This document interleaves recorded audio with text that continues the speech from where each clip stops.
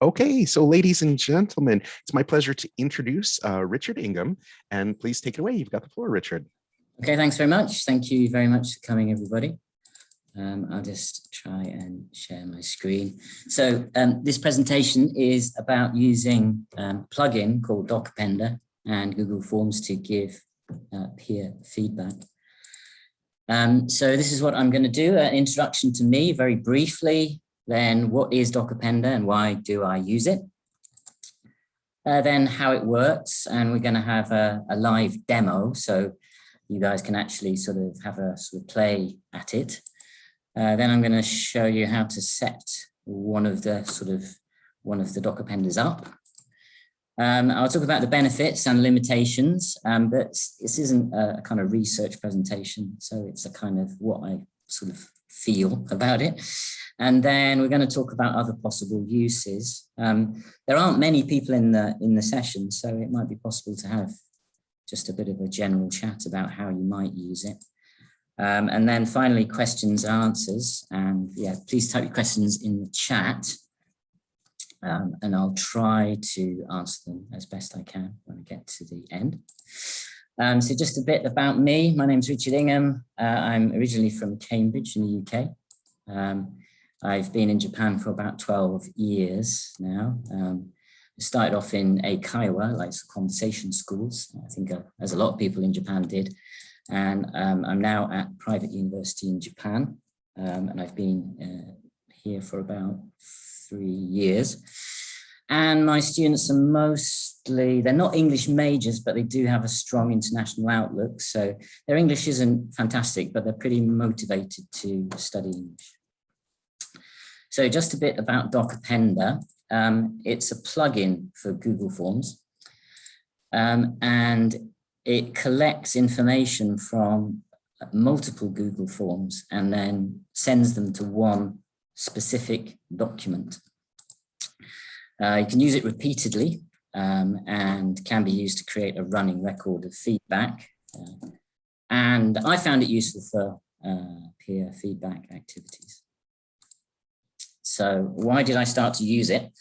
Well, the idea came from a debate class that I started teaching a couple of years ago. Students were not really listening to their peers when their peers were giving presentations.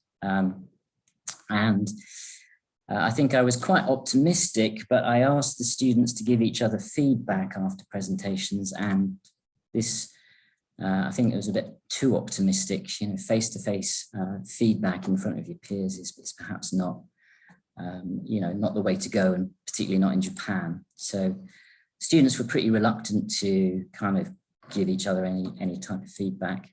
But research says that there are quite a lot of benefits to peer feedback in speaking classes, although it's possibly quite hard to actually research this because of the speed that things go. So what I did was I firstly developed a paper feedback form, which was kind of useful. The students were writing stuff down and they were kind of giving a bit more feedback in the class. But of course, when we went online, that sort of opportunity to use paper feedback disappeared, and the students online seemed to be even less inclined to listen to each other or give any feedback when their peers were presenting. So what I wanted to do was to kind of find a digital way of students to give each other peer feedback. And Appender was quite an elegant solution, and I think it's possibly, well, it's considerably better than my paper version. So as I was saying before at the start, the pandemic has, although it's been caused us difficulties, it has provided some opportunities. I think this is one. So how does it work? I send students a Google form. As the speaker is presenting, the students are typing their comments on the feedback form. And then Appender takes all the information from all the Google Forms and it sends it to the speaker's document. When the speaker finishes, they open up Google Drive, open up the document, and they can check all their feedback from the rest of the class on that one document. And we can keep doing it. So observers just complete a new form for the next speaker. So that was a lot of talking. Here's a sort of diagram of what happens. Student A is presenting. Students B, C, and D are listening and completing forms. So these guys are all typing their feedback. All the feedback's going to student A's Google document.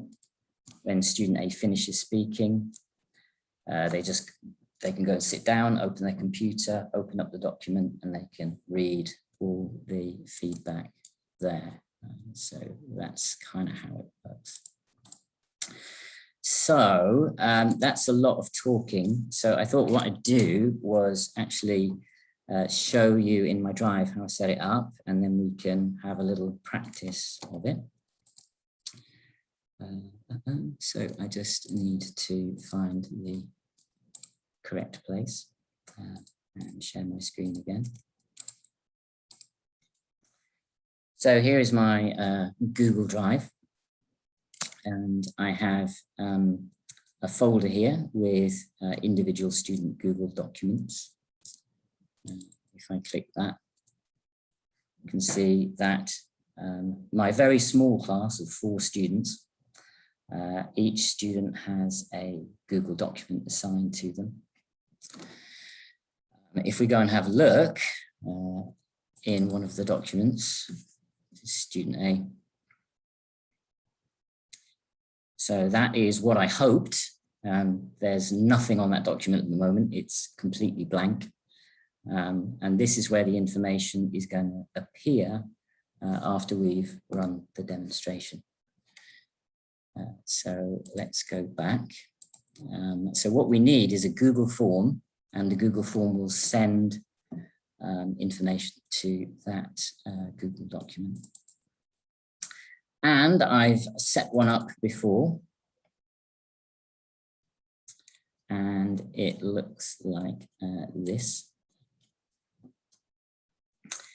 So if you imagine you're in the class, you receive this Google document from the teacher.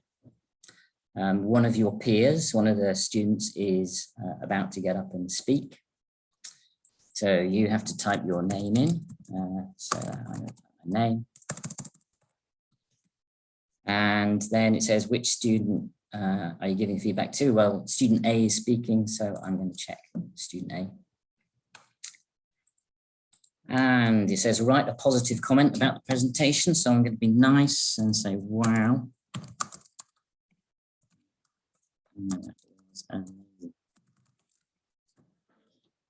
And I'm also going to give the presentation a score out of 10. And I'm nice to my peers, so I'm going to give them a 9. And I'm just going to press submit.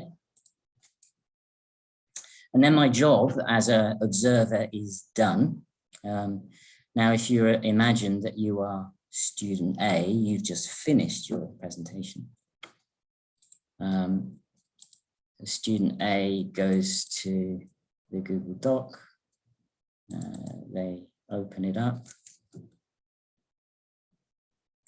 And there is the feedback from one student, i.e. me. So that's what I just wrote. That was amazing. I gave them a 9. That's my name. And there's a timestamp there, tells you what time it was sent and to which student it was going. So that's basically how it works. But I thought it would be interesting for you guys to all have a try. So what we'll do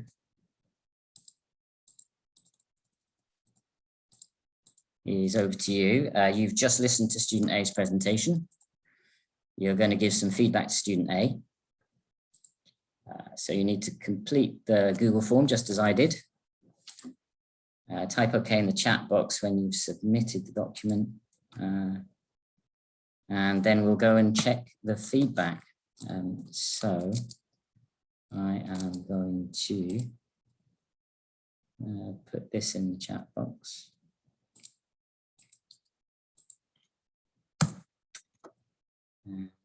you need to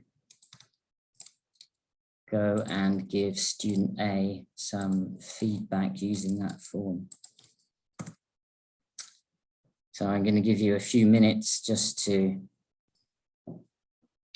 do it. I think you need to open up the permission for the form. I can't access it. Is it not working? Yeah. Okay. Sorry about that. Might be restricted to your school or something. Okay, that could be a problem. Okay. Just 1 second.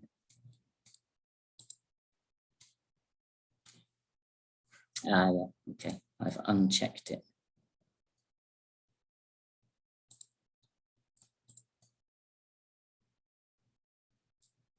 Yeah, it's fine now. Ah, is it? Oh, it's phew. There's a momentary panic there. Thank you for that.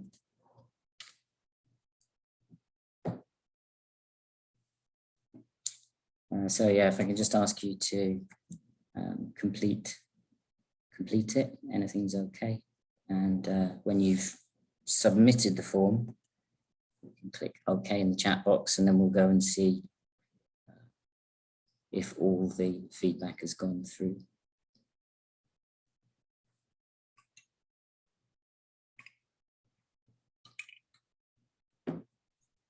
And Richard, while people are typing in here, there's another, I think Julia had asked a question. How do you distribute the individual docs to the students? That may be something that'll come up later on in the presentation, but I thought since we've got some time now. You can do it a number of ways, but you can share each document individually to your students. So only if you do it through Google, only your student can have access to their own document. You could set it up like that. Or you could set up a sort of public, a kind of an open folder which everyone could access. But by using Google, you could share each individual document with each individual student if they have a Google address or Gmail address.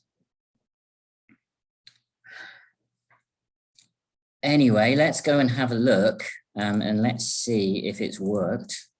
This is the sort of key thing. So if you're student A, you've just gone back to have a look.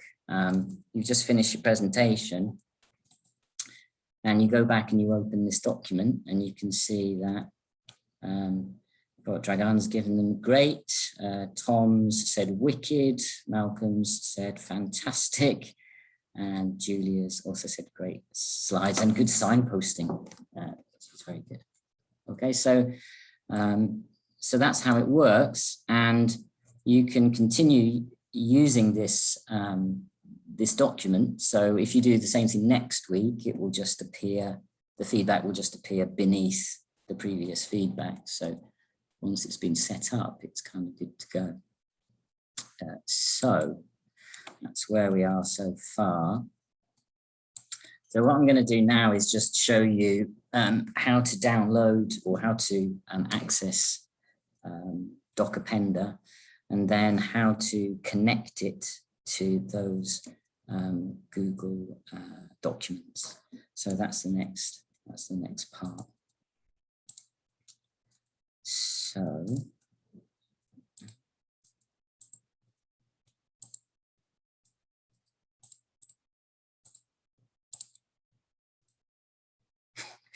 somebody gave their student feedback to student D and student C. So let's go and have a quick look at those.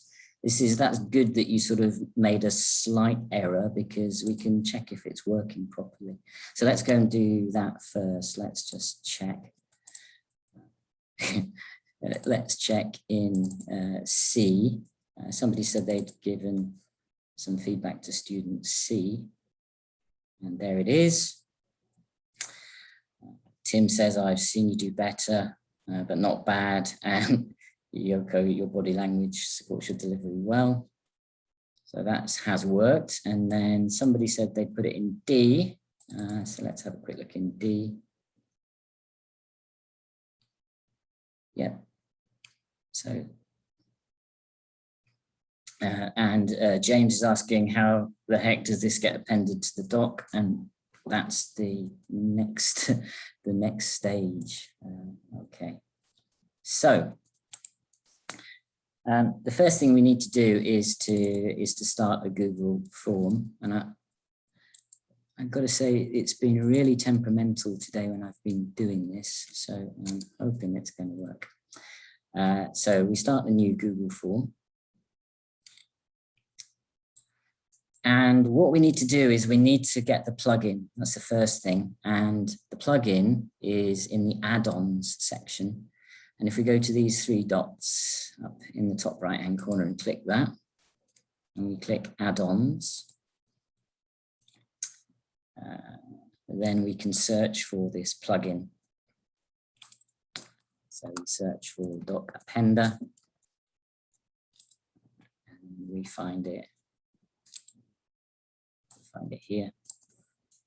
And I'm assuming these others maybe do a similar thing, but Doc Append is the one that I use. So I've downloaded it, so or I've got it on my as part of my forms already, but you need to install it. And excuse me. Once we've installed Doc Appender, and I've got to say I'm not a Google Forms pro, but we get this little jigsaw piece here, which is for add-ons, and our add-ons go into here, and that's where we can access the jigsaw piece. So we click that, and we click Doc Appender, and that's where it appears. And I can see that it's not playing ball at the moment, so I'm just going to stop screen sharing for a second and just try and make sure it's working. So I'll have to give me just a couple of minutes as I try and close every single thing that I don't need.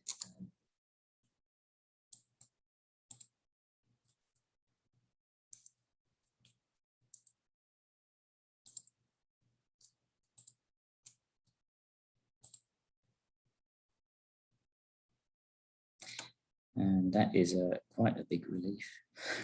Okay, so just share my screen again. So I've managed to get it running, which is good. So we're going to call this live test. And my first question is going to be, what is your name? Okay, so that's a very standard question, and we're going to put it as a short answer. And then we're going to add a question, and this is the key. So this is where all the magic happens. So this question here is what connects the Google form to all the documents. So you type, who are you giving feedback to? So that's our key question, and I'm going to come back to that in a minute, but we do need to add a space for feedback.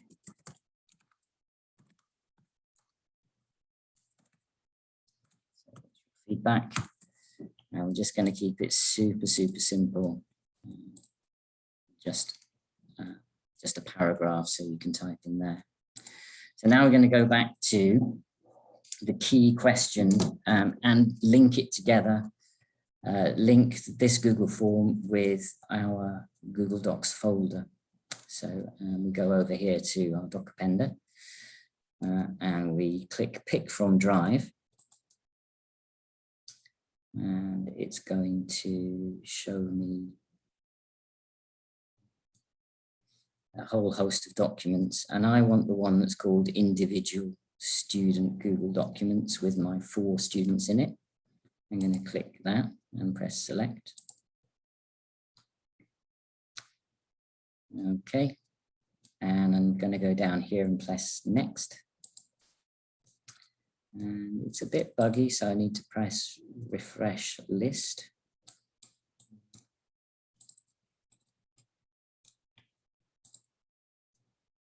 Oh. I just made a little mistake there.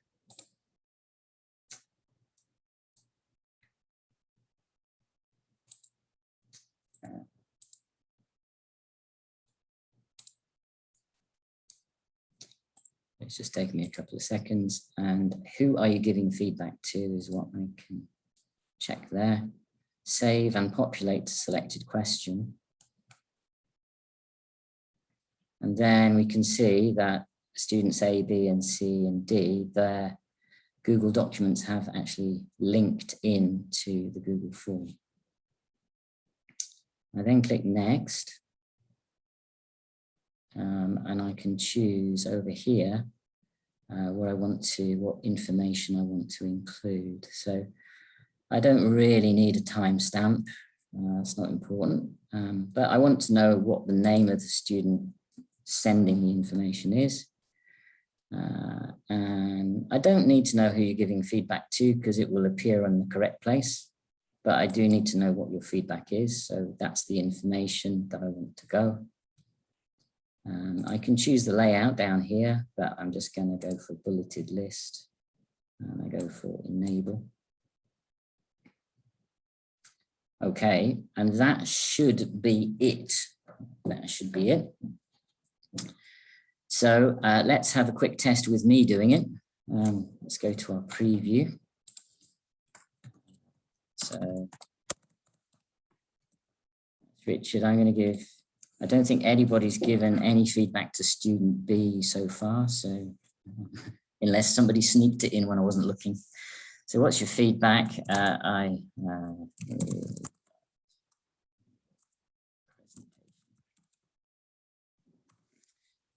Press submit. And it tells me my response has been recorded. So I go and look. Oops. I go and have a look for student B. And hopefully, there it is. So you can change the layout there. If you see that example, it's just like a bullet point. So if you chose that style, then you'd be able to get a lot more on one page. So that's kind of how it works.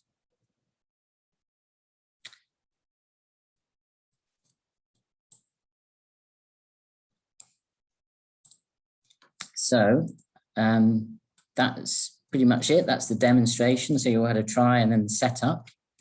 And then I think my next thing is just to sort of cover some kind of benefits. So you have to. So this has been my experience, and it's really helped keep students focused, and it's increased their engagement. So they have to listen. So they have to complete these Google forms, and they have to give the other students some kind of feedback.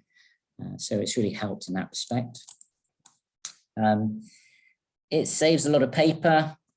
So before, when I was doing this before, I was using a lot of paper. And so this is quite a nice way of being a bit more environmentally friendly, which has got to be a good thing. So students, instead of just getting feedback from the teacher, which is what they were doing at the start of the, before the paper version, they get feedback from their peers and their teacher. So they get sort of feedback from both. It's also beneficial from a teacher's point of view because it's quite hard for a teacher to spot everything that the speaker's doing. So if you've got a whole class giving feedback, then perhaps the other students are going to spot something that you don't spot. So I think that's pretty useful. And having asked my students after having done this, they preferred a combination of peer feedback and teacher feedback. You can set it up once for multiple uses. It's pretty easy to set it up, as you've seen, despite the high pressure of the JALT call conference, it kind of works. There are some limitations, but I don't think they're insurmountable. So typing speed can be an issue. So I think we were chatting at the start of the conference about my Japanese students becoming rapidly proficient with personal computers. They're pretty good on smartphones, but they're not so good on PCs. And in the type of course I was teaching, they had to type quite a lot of information in quite a short amount of time. So typing speed can be an issue. It could be, you could get over it by using maybe check boxes or just simple yes or no kind of answers. So that might be a way of getting around that. And linked to that, you know, can we use it when we return to face-to-face classes? So perhaps students won't be bringing their laptops to class. So that might be an issue. But again, we could perhaps get them to use their smartphones to do it and perhaps just have check boxes or something simple for them to kind of give feedback with. That might be an option. And peer feedback training might be required. So my guys were fairly good, but we might need to teach them how to do it nicely. So how to sort of moderate their language a bit. And we also might need to train them, you know, what are they looking for? But I think it could be linked. You could link this very closely to course content. So if you had taught signposting, you could include, you know, signposting in the feedback method. So those are some limitations that I thought about. And then I had a quick think about some other uses and other ideas, sort of other ways that you might be able to use this. But I think the possibilities are probably, you know, the sky's the limit really, but wherever it's necessary to collect data from multiple sources. And if you didn't want to use it for feedback, you can ask the students to give you feedback. So at the end of the class, you know, you could get all the students to fill out a form and send it to one document for you. So like sort of exit ticket kind of thing. You know, what did you learn today? You know, what did you like? What didn't you like? It's quite a good way of getting anonymous feedback as well. If you know, if students don't want to sort of reveal their name, you could do that. It might be possible to use it as peer reading in a writing class. So you get student A's essay, you read it, you give them some feedback on their essay, and then student A can go and read that feedback later. Reflective activities for students so they can think about what they learned and then keep it in a document for themselves. Can be used anonymously. And as I mentioned, you could focus on taught material in your class. So if you taught signposting, all the students are looking out for that in the next class. Did they do it? Yes, no, maybe, I don't know. So that kind of thing.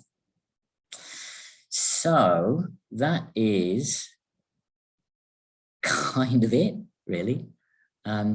So I'm just going to sort of close it up and ask if there are any questions or if there was anything else that I need to address. So I'll have a look in the chat now. So in the chat, it looks like, so James Hall had said, not really a question, but I kind of a comment here. James, would you like to hop on and share your thoughts? Hi. Hello. Yeah, it's just a comment. I'm in Iwate, and Iwate this year, like all schools in Iwate, are now trying to introduce iPads. And yeah, like each student will have an iPad almost. And they don't really know what to do with them, actually. But I think now I'm working at Iwate University. And yeah, I think that if schools actually do introduce tablets, then I think universities are going to have to work really fast so that they don't fall behind schools. So I think it's entirely possible that, you know, like in the near future, it will be normal for students to like bring tablets or computers to class. Right now, about half of my students do. So I think that this could be like very useful. So thank you. Yeah, thanks for pointing that out. Actually, I had heard about I'd sort of heard rumblings about tablets being sort of given to, I don't know, high school students or something. And it's something that we were wondering that as the students are coming through, are they going to be a bit more tech savvy than the students of a few years ago who were not sort of tech savvy at all once they got away from smartphones. So yeah, that would be fascinating. And I think it means the universities will have to kind of do quite a bit to keep up in terms of, you know, sort of, you know, working digitally. So yeah. It looks like we've got a hand raise from Tim Knight. Tim, would you like to join us? Yeah. First, thank you very much, Richard, because I hadn't heard of Appender. And but I do use Google Forms. I've used them for several years in giving feedback from students to their classmates. But it's been a laborious process getting the feedback distributed. Anyway, that's a presentation I'm doing on Sunday, but this is a great way of doing it. The students, when we're doing it in the class, they just use their phones, so it worked fine. Of course, it's easier with a computer. Anyway, but the question I have is, you said just now something about it can be anonymous. Is that if you just don't put that first question? I mean, how can it be anonymous? Yeah, it's what I kind of meant by anonymous was that I think we saw in the first example that the student's name kind of appears in the feedback. Right. What you can do is you can set it so that the student's name doesn't appear in the feedback. So that means that the student receiving the feedback would perhaps not see who'd given the feedback, but the teacher would be able to see. Oh. So you can, that's quite nice. So you can. Perfect. Yeah. So you can, so that was something I was worried about, that, and what I did was I always used the students' names, and so we could see it. And it seemed to work okay in my classes, but you could do it so that only the teacher can see who's made the comment. So that would mean that you could do it, the students could do it anonymously, but the teacher would have the ability to go in and look and see who had made the comment, just in case you've got somebody being unpleasant or. Well, this is great news. Thank you very much, because I've tried it both ways. But first of all, I was asking the name and then distributing the name, because I actually always put a question: what was good, but what needs to be improved?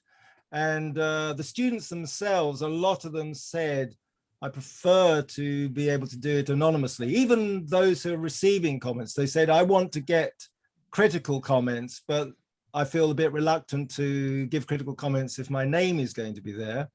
So I tend to take that name off when I send out the comments. But actually, fortunately, none of my students are nasty.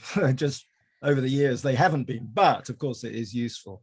But if, yeah, that sounds great. Perfect combination. So the teacher can keep the name, but students, it's anonymous. Great. Yeah, and I think, I don't know, maybe you were doing what I was doing when I started doing this, which was I was using a Google form, and then I think I was downloading all the information to an Excel spreadsheet. Yeah. And then I was desperately cutting and pasting that information into the chat box to give the students the feedback that way. Well, I didn't do that because I've been doing it for a few years. So what I do is it comes into the Google Sheet. So I didn't have to download it to any spreadsheet. Yeah. Then I had to rearrange the sheet so it was easy to read, getting rid of the timestamp and things like that. And Yeah. then I downloaded it as a PDF and made it available as a PDF so everybody could see everybody else's, which isn't always bad because they learn from each other's, even learning from each other's comments. On the other hand, it made it a long PDF, and anyway, that's the way I did it. But because I was starting to cut and paste bit, individual. If you got a class of 20, I mean, it would take hours, so. Yeah, that's what I was trying to do. So I was desperately searching for a solution, and this is really pretty elegant. Yeah. So, and it might open up opportunities for kind of research in terms of, sort of researching speaking feedback and how that works, because there hasn't been very much research in that area because it's quite hard to manage it. Yeah. So yeah. This is great. Just a matter of interest. When did you hear of Doc Appender, or how did you? I think it was about a year ago, and I started. I think I went through the same experience that you'd had with this. I really wanted the students to listen and give each other feedback when online, and I just couldn't work out how to do it. So I did a Google search, and I found it through a Google search, and and then I tried it, and I think it's really I think it's great. The students were very positive about it, and I was wary that about students giving each other feedback, but they've really embraced it, and they really wanted to continue with it, and they seem to really like it. And there wasn't, I'd heard there might be a bit of an issue with being in Japan and students sort of losing face and that kind of thing, but it didn't seem to be the case in this particular context. That wasn't an issue. So I think if the atmosphere of the class is collaborative and supportive generally, then I think they're quite good at giving feedback as long as they're giving guidance. Yeah, and that's something I perhaps didn't quite have time to do in my classes, was to perhaps need to train them on what they need to feedback on, and you need to perhaps give them the language to be a bit nicer. I've got just a little example that I can show of kind of how it, just a quick example of a class example. So this is just part of a student's feedback form. And you can see that several students have highlighted the speech length as a negative. So they've said your speech was too short, you need to speak a bit longer. I thought speech was too short, your speech was a little short. So I think this is something that was mentioned, that you write one thing they did really well, and you write one thing they didn't do quite so well. Oh, right, yes. So you can see some of them are a bit, good, but easy to listen. But a lot of them, and the positives they mentioned, a sort of pronunciation, a clear voice. And then it's what this student did actually was it provides quite a useful springboard for students to improve themselves. Like, what do you want to improve next time? So this student said, well, we've got a 2-minute mark. And she said, well, next time I really want to hit the 2-minute mark. Of course, what you could do is you could tell the students, or the speaker could tell the students, I'm really focusing on my timing. Can you check my timing? And then the students could potentially feedback on that. So that's that is kind of it. I also liked your idea, which you just sort of threw out there, but it suddenly thought, well, yeah, that sounds good. The idea of using it also with essays, giving feedback on, peer feedback on an essay or something. Yeah, I think that's you know, sort of first draft, second drafts. You know, you could do quite a simple little checklist. You know, is there a thesis statement? Are there the correct number of paragraphs? Has the used topic sentences? How many references are there? Are there enough references? Is the word count there? So you could do quite a simple little check. Which, again, you could use that in writing classes as well. So Yeah. Great. Let's see. So we've got, thank you. Great questions, great comments here. So we've got, let's see, a few people in the lineup here. So Richard, you were talking about maybe running out of stuff to talk about, right? I think we're going to go to the end. So first off, Julia, you had a comment. Would you like to hop on and share kind of like your kind of your situation? Sure, yeah. Wonderful, good. So thank you so much. I'm really excited because I had done similar, just like way too much work. I made a Google form and for each student in a class of like 48 students. And then, so I just had to copy them, but then I had to share them with each student using their school email. And it was a nightmare. But I used a similar format as you do, with one piece of advice and then one you know, comment of what they thought was really a good point. And I did give them a list of language to sort of support that. And I was really surprised that they were able to give feedback to each other without drama. And when they gave their next presentations, they were better. So they were able to like take that in and do it. And this is going to like save my life. This so when I saw this, I was like, yes, I have to come to this because I do so many presentations, and I think I agree with the essays as well, that this, for the basics, for like, you know, do they use a tab key? You know, does it look like it's supposed to look? Those things that the students can really clue in on, rather than the grammar. But thank you so much for sharing this. It's fabulous. Thank you. oh well, that's I'm genuinely really happy to hear that. And yeah, they did give quite useful feedback. And what this is obviously, it's a little bit anecdotal, but what I found at the start was the students were giving, that they were actually presenting to the teacher. So their presentations or debates were using language that was way too complicated, which they themselves didn't really understand, and that their peers didn't really understand. And what seemed to happen was that they started to speak a bit more simply, and their presentations became more comprehensible. Now there might be other reasons for that, and it's quite anecdotal. But I kind of thought this kind of feedback mechanism it gave them a sense of audience beyond me. So it really highlighted the fact that they were presenting to their peers because of the feedback.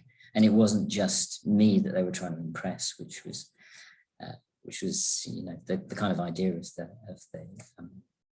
the course. So. Great, thank you.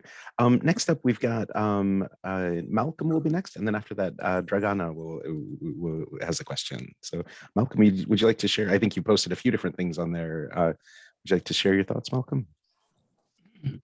Yeah, no, they were just comments. As I said, I've been using Tom Robb's peer eval service, which he's actually doing a presentation about on Sunday.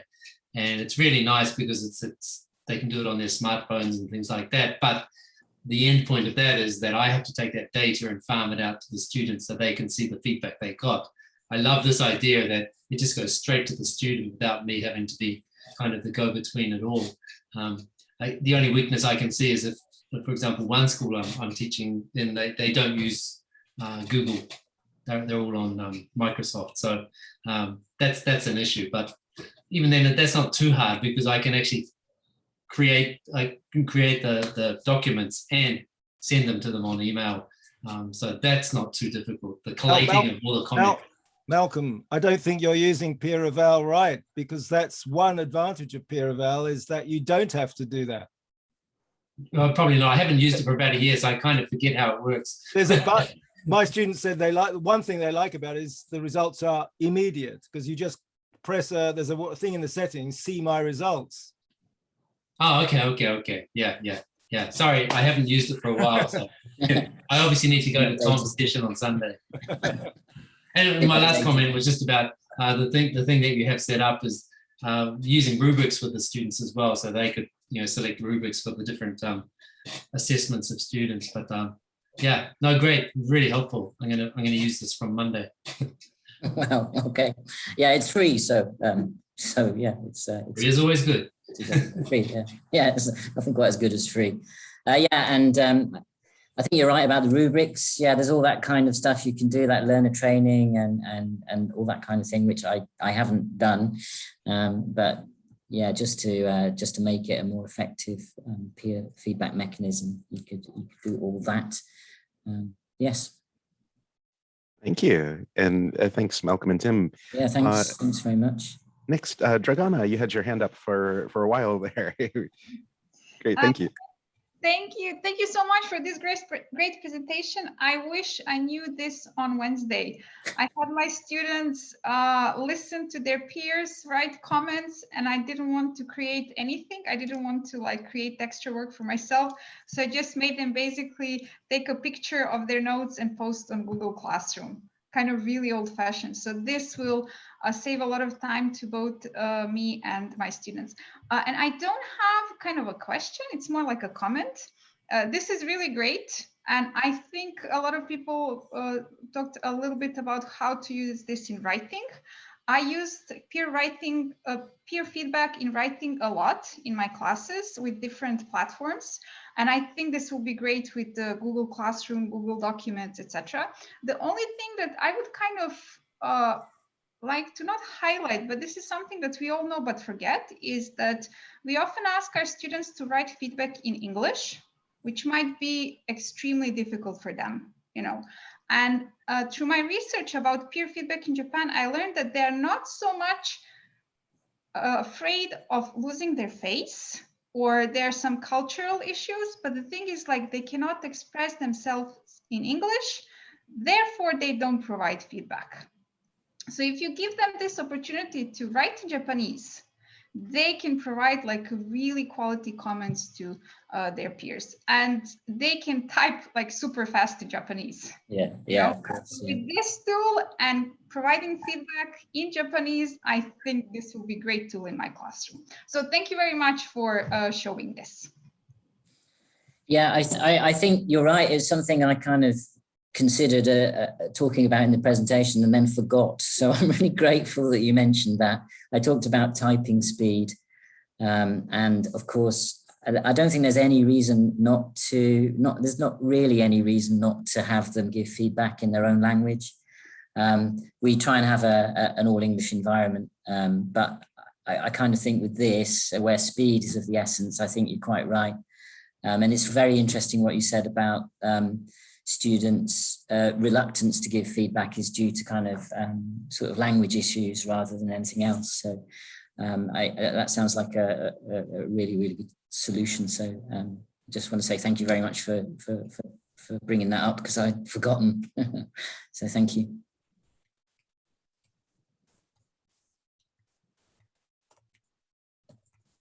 Okay, so I think that catches us up on all of the comments that were in the chat here. Oh, Tim, looks like Tim's just posted something. Tim, would you like to share? Well, just what I've written there, really. This is following on from Dragana's comment, which I think absolutely right, that they should be, given the opportunity, especially weaker students. But sometimes, I have one class, which is quite a high level presentation class, and they write quite well already in English, and the odd little slip or grammar mistake is of no consequence, but they seem quite happy to do it in English. But I have also had classes where it's been a mix. So some of the weaker students I've done it in Japanese, and those who felt more confident do it in English, and whichever works. That was it, really.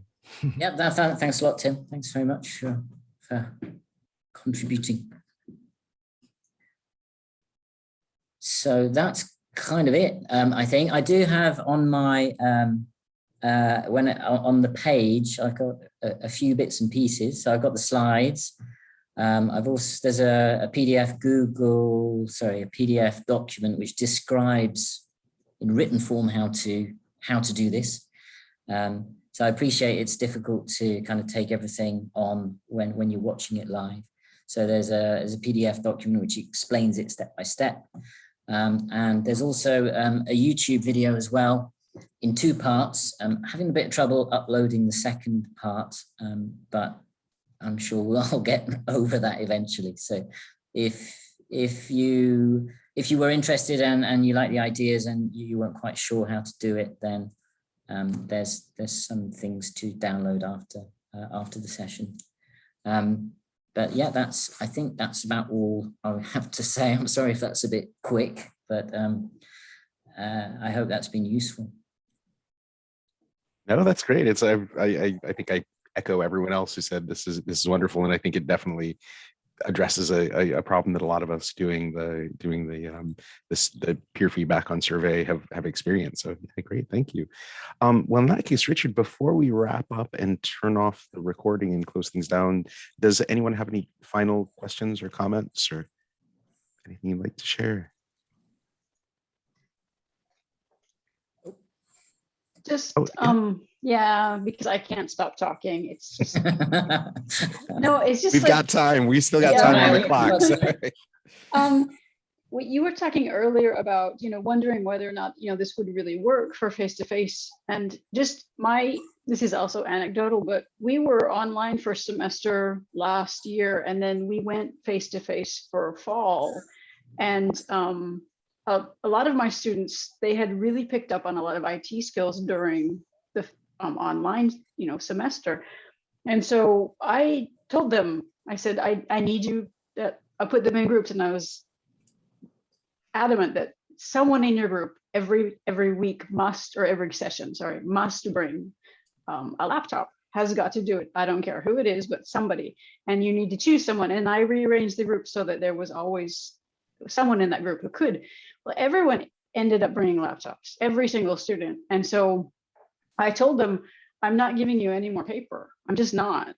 So, because we were still, we're in the midst of COVID, and I'm not sure that this, it's really a good idea to be, passing paper out and handing it, bringing it in. And so we did forms with their phones, and they were fine. I gave them quizzes. There were some kids who, had to do, if something happened with their laptop and they would have to do a quiz on their phone or whatever, and it's no problem. So they can do these. Sometimes they would have to type in an answer or a sentence, and they're great at it. So I'm just never going back to paper. It's not going to happen. And they agree with me. They're like, yeah, let's save the trees. Let's not do this. So, and they know that they can always look at these documents forever and ever. It's not like they're going to lose their homework in their bag or somewhere. So anyway, yeah, so that's just my take on this. That it's a great tool, and even for face-to-face, I think it should remain with us. So thank you so much for sharing. Okay, well, thank you very much. Thank you. I'm just pleased it's hopefully found a useful home, and that students will, I think, benefit from it as well. So yeah, so thank you. It looks like Yoko, would you like to share? I see you made a comment here. Yoko, would you like to pop on and share your thoughts?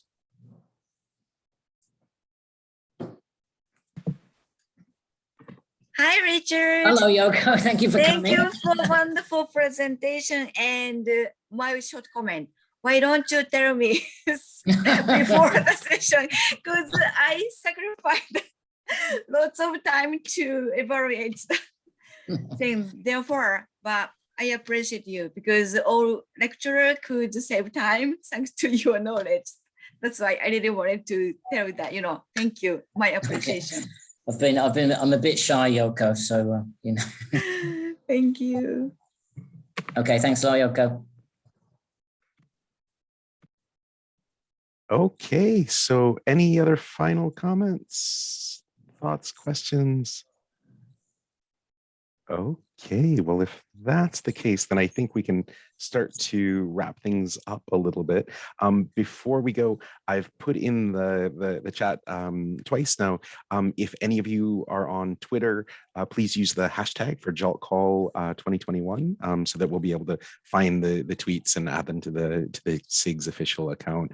And also throughout the conference, if you'd like to continue the discussions after the sessions, there will be a lounge that's open that will have, I think, 10 breakout rooms. So you can go in and self-select into breakout rooms and continue chatting. So you can flag Richard down as you go for more brainstorming about how to use this tool too. So, but Richard, I'd like to, I think, echo what everybody else has said.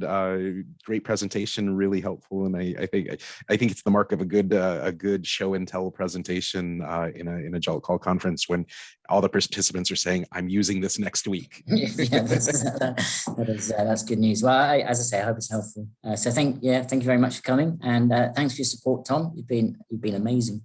I was quite nervous, so thank you for steadying my nerves. Right on. Oh, and good. I see some people are doing the Zoom applause. So if you'll join me with a Zoom applause for Richard. There we go. Big heart. Fantastic. Well, thank you everybody for joining. I hope you enjoy the rest of the conference. And also as a reminder, in half an hour at 7:30 Japan time, we will have the keynote presentation will start. So be sure to stick around for that. And I hope to see all of you around in the next few days then. Thank you very much, Richard. Thanks a lot, Tom. Thanks a lot, everybody. See you. Thank you, Richard. Thank you, Tom. Bye.